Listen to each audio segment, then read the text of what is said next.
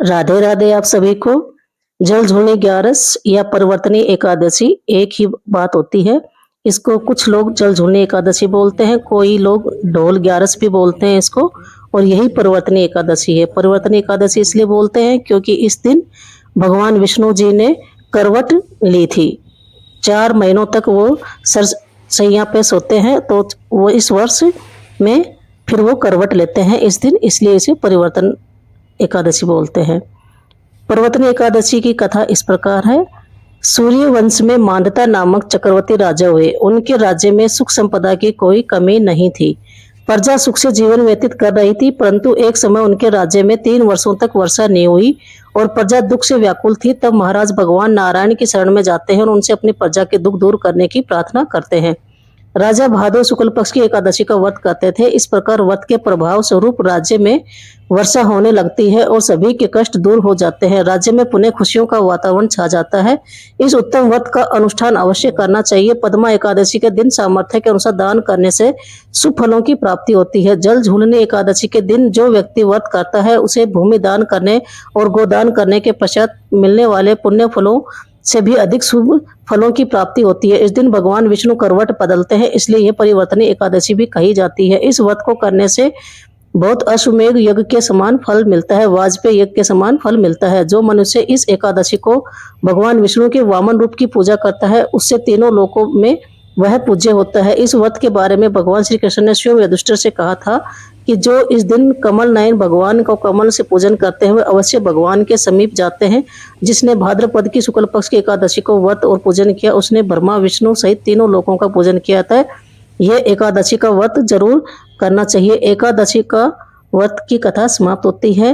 राधे राधे। और एकादशी व्रत कथा करने के लिए सभी को अलग अलग नियमों के पालन करने पड़ते हैं। किसी के जो भी परंपरा हो उस तरह से करें, लेकिन इसमें अन्न का उपयोग बिल्कुल नहीं होता है।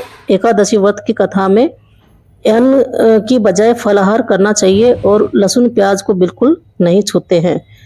इस एकादशी का व्रत करने से सभी के पाप जरूर दूर होते हैं। तो जल झूलने एकादशी का व्रत में दशमी की तिथि के दिन ही व्रत के नियमों का पालन करने लग जाते हैं और अगले दिन एकादशी व्रत तक रखते हैं इन पालनों को, और दूसरे दिन द्वादशी के दिन इस व्रत का पालन करते हैं।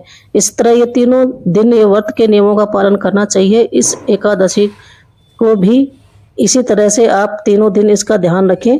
जल झूलने एकादशी इसलिए मनाई जाती है क्योंकि यह शुक्ल पक्ष में भादवा में आती है और इसे जल झूलने एकादशी कहा जाता है। इस दिन विष्णु भगवान की पूजा खास तौर पर की जाती है और इस दिन कृष्ण भगवान जी का जलवा भी पूजा था माता यशोदा जी ने।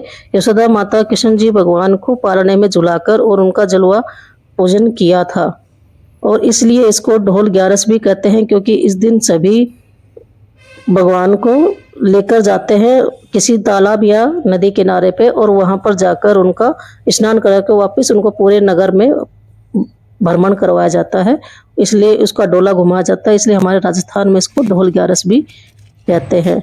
एकादशी व्रत के दिन आपको फलाहार में आलू के साबूदाने की सब्जी, शकरकंद, कट्टू के आटे, रोटी वगैरह नहीं खाने चाहिए।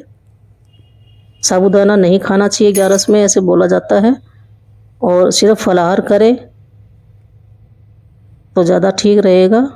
और श्री विष्णु भगवान कृष्ण भगवान के मंत्र का जाप करें। सारी रात्रि आप जागरण करें, उनका ध्यान करें। राधे राधे आप सभी को। एकादशी का दिन चावल का सेवन बिल्कुल वर्जित माना गया है और इस दिन नाखून, दाढ़ी, बाल भी नहीं कटवाने चाहिए। एकादशी का व्रत रखने वालों को अन्न और नमक का सेवन नहीं करना चाहिए और तामसिक चीज़ों से भी दूर रहें। एकादशी के दिन किसी को खाली हाथ नहीं लौटाएं, हो सके तो कुछ न कुछ दान अवश्य देना चाहिए।